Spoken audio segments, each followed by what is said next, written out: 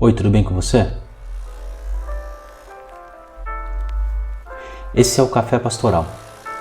É um espaço de conversa sobre diversos temas, tudo misturado à nossa fé e à nossa maneira de crer. Por aqui não existe regra de tempo, regra de tema ou regra de conversa. A gente tem uma xícara de café e um bate-papo sobre vários temas diversos. Denominações cristãs e posicionamentos políticos.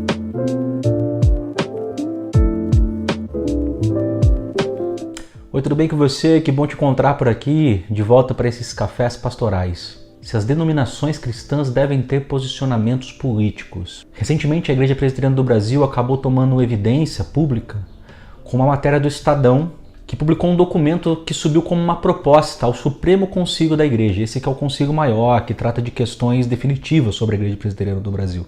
O documento continha uma proposta para que a Igreja se posicionasse contra qualquer movimento de esquerda. Inclusive fazia um corte juntando marxismo materialista, socialismo, comunismo, identificando tudo isso como o único tipo de modelo de esquerda possível.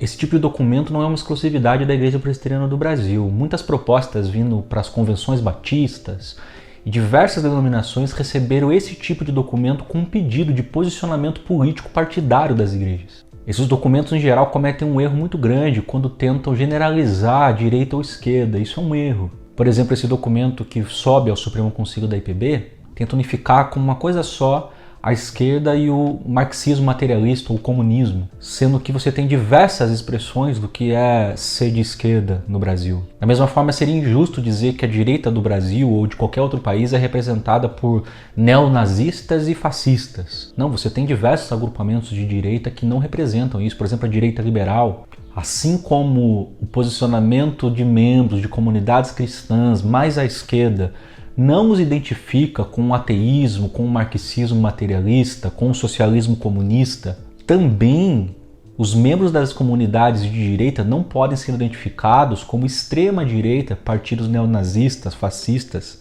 Essa equivalência, essa generalização é um grande erro.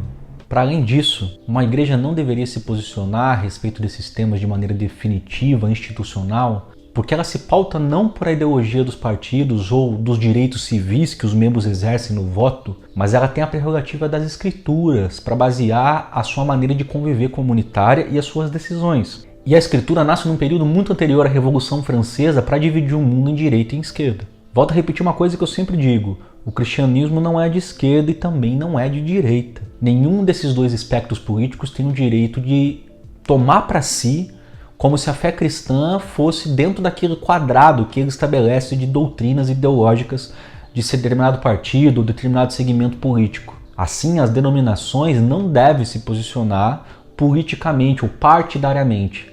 A Igreja Presbiteriana do Brasil não fez aquele documento.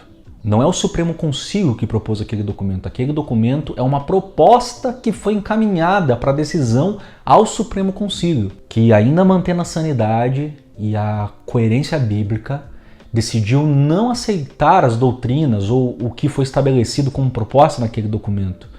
Recusou se posicionar partidariamente, disse que isso fere as consciências dos membros das comunidades das igrejas presbiterianas do Brasil e se posicionou de uma maneira bíblica correta quando disse que isso causaria às comunidades divisão.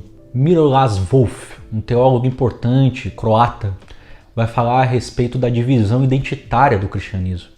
Nos últimos anos nós vimos crescer pessoas de segmentos cristãos ou que se confessam cristãos, mas que não assumem a sua identidade a partir do agrupamento de Cristo Jesus e de Deus Criador de toda a humanidade como sua imagem e semelhança, mas representam a dignidade humana a partir da identidade política, social e cultural das pessoas. Dizem então: meus irmãos são aqueles que fazem parte do meu agrupamento ideológico político, que são parte da minha família, que frequentam e entendem as coisas como eu entendo, que ideologicamente se conectam comigo, que fazem parte da minha nação, e todos esses que estão afora são somente um complemento de humanidade. Quando a Escritura diz que Deus criou homem e mulher, a humanidade toda, como expressão da sua imagem e semelhança, isso é, de alguma forma somos todos iguais. Cristo é aquele que vem restaurar todas as coisas como Deus desejou desde o princípio. Essa é uma leitura bíblica saudável, ok? Em Gálatas, Paulo vai se expressar dizendo que nele já não é mais escravo, livre, pobre ou rico, homem ou mulher, mas que todos se tornam um em Cristo Jesus. Uma igreja saudável, um cristianismo saudável consegue conviver com direitos civis dos seus membros que votam ou se alinham a determinadas pautas, respeitando esse espaço de consciência da sua membresia. E se cada parte da comunidade for instruída a derivar sua identidade de Cristo e não dos seus posicionamentos políticos, então nós construímos um cristianismo como Jesus o quis, onde não há mais divisão de classe, não há mais divisão de categoria, de povo, não há judeu ou grego, não há pobre ou rico, escravo ou livre, não há homem ou mulher, mas todos agora se tornam um em Cristo Jesus. A humanidade como Deus sempre a quis, a imagem e semelhança de Deus os criou.